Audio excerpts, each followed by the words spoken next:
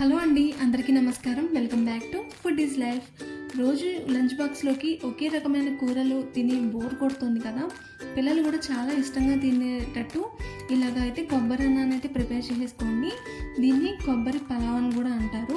ఎందుకు అంటే కొంచెం కొబ్బరి అన్నం చప్పగా ఉంటుంది, సో అందుకని కొన్ని మసాలా దినుసులు అయితే వేశాను. దీనికి కాంబినేషన్గా ఆలూ కర్రీ కూడా ప్రిపేర్ చేశాను. సో ఇది ఎలా ప్రాసెస్ అనేది వెళ్ళి ఇప్పుడు వీడియోలో చూసేద్దాము. ముందుగా కొబ్బరి అన్నాన్ని అయితే ప్రిపేర్ చేసుకోవడానికి ఇక్కడ నేను ఒక 2 కొబ్బరి చిప్పలను అయితే తీసుకున్నాను. ఫ్రెష్గా ఉన్నవి తీసుకోండి, ఎండిపోయినవి జిగురుగా ఉన్నవి తీసుకోవద్దు. ఇప్పుడు కొబ్బరిని సెపరేట్ చేసుకుంటున్నాను. నేను ఇక్కడ 1.5 గ్లాసు బియ్యంతో ఈ కొబ్బరి అన్నాన్ని అయితే ప్రిపేర్ చేస్తున్నాను. సో దానికోసం నేను ఇక్కడ 2 కొబ్బరి చిప్పలను తీసుకున్నాను. దీన్ని చిన్న చిన్న ముక్కలుగా కట్ చేసుకుని మిక్సీ జార్లోకి అయితే వీటిని వేసేసుకోవాలి. మీరు తీసుకునే రైస్ క్వాంటిటీకి తగ్గట్టుగా ఇక్కడ కొబ్బరిని కూడా తీసుకోవాలి. మనకి 1 గ్లాసుకి 2 గ్లాసులు కొబ్బరి పాలు అయితే అవసరం అవుతుంది. సో దానికి తగ్గట్టుగా చూసుకొని తీసుకోవాలి.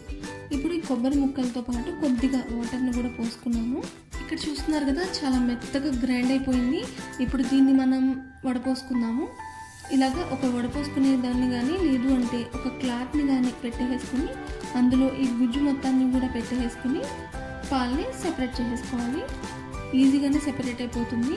దీనికి మనం మళ్ళీ కూడా మిక్సీ చేసుకోవచ్చు రెండోసారి కూడా. ఇక్కడ కొబ్బరి అన్నాన్ని మొత్తం కూడా కొబ్బరి పాలతో చేస్తేనే చాలా బాగుంటుంది.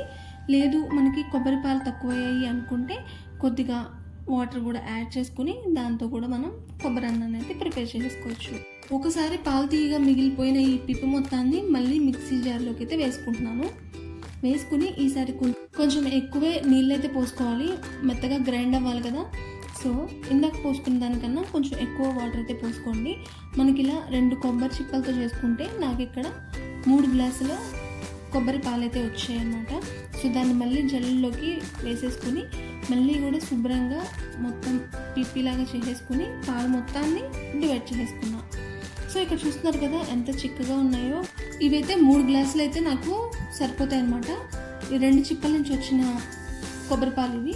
సో వీటిని అయితే పక్కన పెట్టేసుకుందాము. ఇప్పుడు రైస్ కుక్కర్ని తీసుకుని ఇందులోకి శుభ్రంగా కడిగేసుకున్న 1.5 గ్లాసు బియ్యాన్ని అయితే వేసేసుకుంటున్నాను.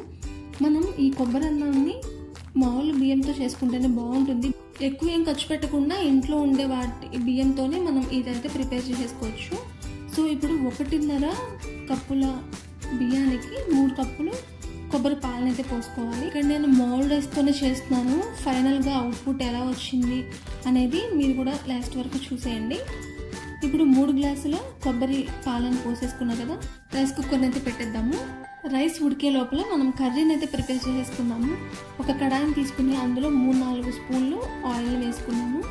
అందులో 1 స్పూన్ అంత జీలకర్ర, 2 అనాస పువ్వు, దాల్చిన చెక్క ఒక 2 ఇంచులు వేసుకున్నాను. కొబ్బరి అన్నం కొంచెం చప్పగా ఉంటుంది కాబట్టి మనం కర్రీని కొంచెం స్పైసీగా అండ్ అలాగే మసాలా కొంచెం ఎక్కువ వాడి చేసుకుందాం. మసాలా దినుసులు వేగిన తర్వాత ఇందులోకి 2 పచ్చిమిరపకాయలు అండ్ అలాగే ఒక చిన్న ఉల్లిపాయ ముక్కని కూడా కట్ చేసుకుని వేసుకున్నాను. ఇవి 2 కూడా బాగా వేగిపోయిన తర్వాత టమాటాని ఒక చిన్న టమాటాని తీసుకుని దాన్ని కూడా ముక్కలుగా కట్ చేసుకుని దీనిలోకి వేసుకున్నాను. ఫైనల్గా టమాటాని వేసుకోవాలి. ఉల్లిపాయలు బాగా కలర్ చేంజ్ అయ్యి అలాగే టమాటాలు బాగా మగ్గిన తర్వాత ఇందులోకి 1/2 గంట సేపు నానబెట్టుకున్న పచ్చి బఠానీని ఫస్ట్ 15 నిమిషాలు నానబెట్టుకోవాలి. ఆ తర్వాత కడాయిలోకి అయితే వేసుకుని ఒకసారి వీటితో పాటు బాగా వేయించుకోవాలి. తర్వాత ఇందులోకి బాగా ఉడకపెట్టుకున్న 3 పెద్ద సైజు పొటాటోస్ని ఇలాగా వేసుకోవాలి. దీనిలోకి వీటిని ఇలా గరిటెతో మరీ మెత్తగా కాకుండా పైపైన ఇలా మ్యాష్ చేసుకుంటూ ఉండాలి. మనం కర్రీ తినేటప్పుడు కానీ చూడడానికి కానీ కొంచెం బంగాళదుంప ముక్కలు అక్కడక్కడ కనిపిస్తూ ఉంటే బాగుంటుంది చూడడానికి కూడా. సో అందుకని ఎక్కువ మ్యాష్ చేసేసుకోకుండా కొంచెం మ్యాష్ చేసుకుంటూ ఇలా ముక్కలాగా కనబడేటట్టు ఉడకబెట్టుకోవాలి. కొబ్బరి అన్నాన్ని బ్యాలెన్స్ చేయడానికి మనం ఈ కర్రీని కొంచెం ఎక్కువ స్పైసీగా ప్రిపేర్ చేసేసుకుందాము. ఇందులోకి చిటికెడు పసుపు, అలాగే 1 స్పూన్ నుంచి 2 స్పూన్లు కారము, టేస్ట్కి సరిపడా సాల్ట్ వేసేసుకోవాలి. ఆ తర్వాత గరం మసాలా 1/2 టీ స్పూను వేసేసుకుని మొత్తం కూడా అన్నీ బాగా కలిసేటట్టు కలుపుకోవాలి. కొంచెం స్పైసీ ఎక్కువ తినే వాళ్ళైతే కారాన్ని కొంచెం అడ్జస్ట్ చేసుకుని చూసుకుంటూ ఎక్కువైతే వేసుకోండి. కూర మొత్తానికి కూడా ఈ ఉప్పు కారాలు అనేవి బాగా పట్టేటట్టు ఇలా కలుపుకుంటూ ఉండాలి. స్టవ్ అనేది హై ఫ్లేమ్లో పెట్టుకుని కూర బాగా దగ్గర పడేంత వరకు ఇలాగా కలుపుకుంటూ ఉండాలి. కర్రీ అయితే మనకి ఆల్మోస్ట్ అయితే రెడీ అయిపోయింది. ఇంత పలుచగా కావాలి అనుకుంటే పలుచగా చేసుకోవచ్చు, లేదంటే తిక్కగా కావాలంటే తిక్కగా అయినా ప్రిపేర్ చేసుకోవచ్చు. అండ్ అలాగే ఫైనల్గా దీనిపైన సన్నగా తరుక్కున్న కొత్తిమీర అండ్ అలాగే ఒక చెక్క నిమ్మరసాన్ని కూడా వేసుకోవాలి. ఇప్పుడు దీని మొత్తాన్ని కూడా బాగా మిక్స్ చేసుకోవాలి. ఇక్కడ కాస్త కూర అనేది గట్టిపడింది. నేను దీన్ని కొంచెం వాటర్ పోసుకొని అడ్జస్ట్ చేసుకున్నాను. సో మనకి ఫైనల్గా కర్రీ అనేది ఇలా గట్టిగా అయినా ఉండొచ్చు, లేదు అంటే పలుచగా అయినా ఉండొచ్చు. సో ఫైనల్గా మనకి కర్రీ అయితే ప్రిపేర్ అయిపోయింది. నా ఫైనల్ కర్రీ అయితే ఇది. సో దీన్ని కాసేపు పక్కన పెట్టేసుకుందాం. ఇప్పుడు మనకి రైస్ అయితే ఉడికిపోయింది. సో దానిలోకి అయితే మనం తాలింపు రెడీ చేసేస్తున్నాం. స్టవ్ మీద కడాయిని పెట్టుకుని దానిలో 3 టేబుల్ స్పూన్స్ ఆయిల్ వేసుకుని అందులోకి జీలకర్ర అండ్ అలాగే ఒక అనాస పువ్వు, 2 బిర్యానీ ఆకులు, ఫైనల్గా దాల్చిన చెక్క అండ్ అలాగే 2 లవంగాలు వేసేసుకుని వేయించేసేసుకున్నాం. దీనిలోకి కొంచెం మసాలా దినుసులు తక్కువే వేసుకున్నాను, ఎందుకంటే మనకి కొబ్బరి ఫ్లేవర్ అయితే తెలియాలి కదా. సో అందుకని కొంచెం మసాలాని అయితే తగ్గించాను ఇక్కడ. తర్వాత ఉల్లిపాయలు, ఒక చిన్న సైజు ఉల్లిపాయలు తీసుకుని ఇలా ముక్కలుగా కట్ చేసుకుని బాగా వేయించుకోవాలి. కాస్త కలర్ చేంజ్ అవుతుంది అన్నప్పుడు 4 పెద్ద సైజు మిర్చిని ఇలా మధ్యకి కట్ చేసేసుకుని వేసుకున్నాను. నేను ఇక్కడ కొంచెం ఎక్కువ వేసుకున్నాను మిర్చిని, ఎందుకు అంటే మనం పొడికారం యూజ్ చేయము. సో అది కాక మనకి కొబ్బరి అన్నమే చాలా చప్పగా ఉంటుంది, కొంచెం కారం ఫ్లేవర్ తెలియాలి కాబట్టి నేను ఇక్కడ ఒక 4 అయితే వేసుకున్నాను.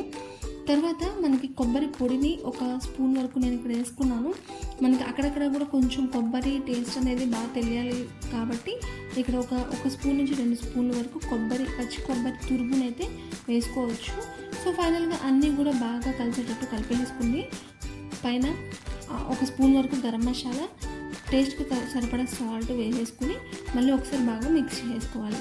కారం యూజ్ చేయము, సో అందుకని మనం పచ్చిమిరపకాయలు వేసుకునేటప్పుడే దాని కారాన్ని తగ్గట్టుగా చూసుకుని వేసేసుకోవాలి.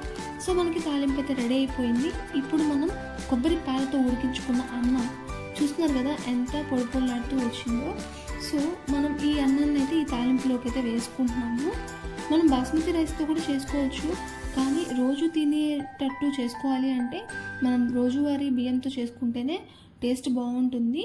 సో ఫైనల్గా పైన సన్నగా కట్ చేసుకున్న కొత్తిమీరను కూడా వేసేసుకుని ఒకసారి బాగా తాలింపుతో అన్నం బాగా మిక్స్ అయ్యేటట్టు కలిపేసుకోవాలి.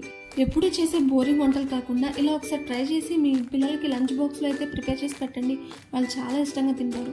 సో దీనికి కాంబినేషన్గా ఆలూ కర్రీ కూడా చూసేసాము. ఈ వీడియో కనుక మీకు నచ్చినట్లయితే please like, share and subscribe to food is life.